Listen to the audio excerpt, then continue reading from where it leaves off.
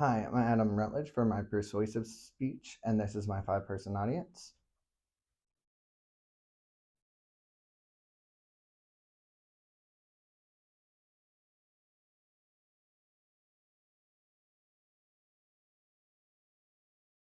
Hi, I'm Adam Rutledge, and for my Persuasive speech, I titled my speech "Special Education: Harmful or Helpful."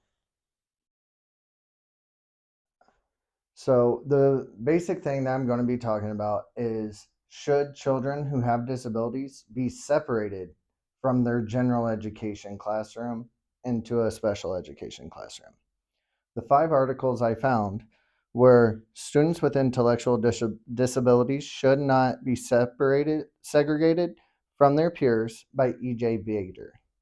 Then I had A.N. Essler's Patterns of Special Education, Eligibility, and Age of First Autism Spectrum Disorder Identification among U.S. Children with ASD. Then I have the Assessment for Special Education Diagnosis and Placement by Frey. And then the economist researchers are questioning if ADHD should be seen as a disorder. And finally, special education and learning disabilities in are from Gale's Opposing Viewpoints online collection.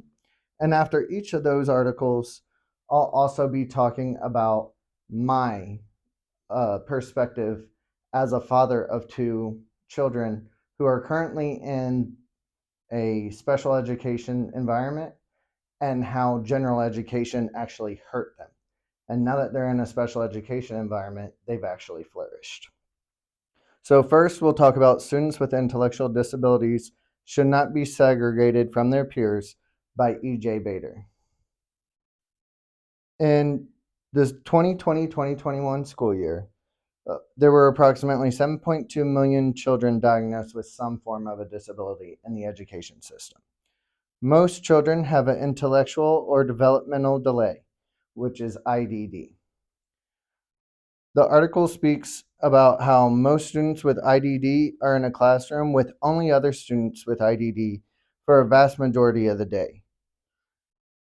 They also talk about how students are being removed from general education classrooms are harmful to their social development because they're not interacting with those students and their peers of their same age. Me, as the autistic and ADHD children's father, when they were first starting school, they were in a general education classroom. They were either being hit, bit, my son's hair was cut. My daughter wasn't allowed to go to the restroom. She was urinating on herself every day. And the children were having multiple hour-long autistic meltdowns or shutdowns, which is basically a mental breakdown.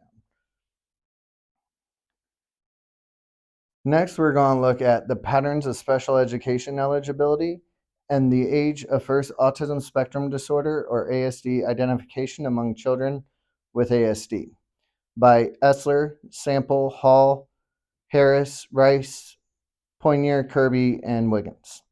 This article talks about how children receiving the special education identifier of developmental delays instead of ASD when in a general education classroom.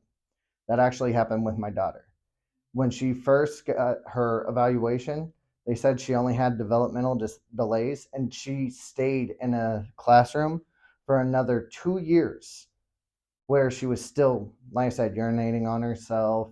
She was hitting herself, scratching herself, damaging things. The article also explains that students identified up to a year or more later as having ASD due to the general education teachers not documenting restrictive or repetitive behaviors due to the larger class sizes. And as my view as the autistic ADHD father, my son, he was identified in kindergarten. My daughter, like I said, they said she had developmental delays, and they even recently tried to bring her out of speech, so we're having her reevaluated again because the current speech teacher or speech therapist she has is not always able to hear her because she does talk quietly. She's only been talking for about a year and a half now. And she says she's good to go. She's done with speech. However, she still struggles with everything speech related. Like she'll miss the first letter in words. Like instead of snake, she'll say ache. So next we'll talk about the assessment process the assessment for special education diagnosis and placement by Frey. So the process for evaluating disabilities has remained vastly the same for 40 years, meaning they mainly focus on white boys. And they look more as them having ADHD rather than even having autism. The article also explains the process of identification, program planning, and evaluating of progresses are too broad for ways to properly help these children with disabilities. Right now, the process, it's almost like you're fighting the system constantly while you're getting them evaluated. You're constantly having to document, hey, my kid's having 3 hour long meltdowns and not able to even attend school at this point. My children had very similar but different struggles. My son was identified around the first month of school and started being assessed then. He received his ASD identifier right away. However, my daughter struggled to be identified for almost a year and only received the developmental delay identifier. And then after almost 3 years, she finally was reassessed and given her ASD identifier.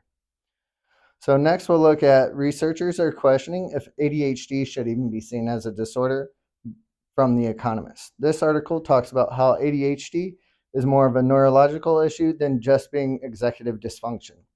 It also refers to scientists reporting that along with ADHD, most patients also have other conditions such as autism or dyslexia accompanying the ADHD. My son did receive a diagnosis of ADHD from his doctor. My daughter is actually still struggling to get any type of diagnosis because they continue to say she's just acting like copying her brother, essentially, which is a trait of autism. So it's kind of funny. She's literally showing, like you're explaining to me, the reason why you're not going to diagnose her is a identifier of autism.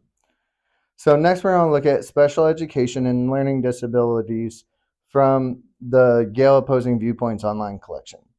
It explains that approximately 65% of special education students spend only 80% of their day with general education classrooms. It also explains that one of the bigger issues is a shortage of qualified teachers in the special education field. I believe that's one of the reasons why we are having issues even getting the children assessed. So, as a parent of two special education children, like I said, I think the big issue, there's not enough teachers with enough education. I don't believe that placing children in with disabilities in general education classrooms is always the best thing. Thank you guys for listening to my speech, and here's my references. Very well done. Very well done. Thank you.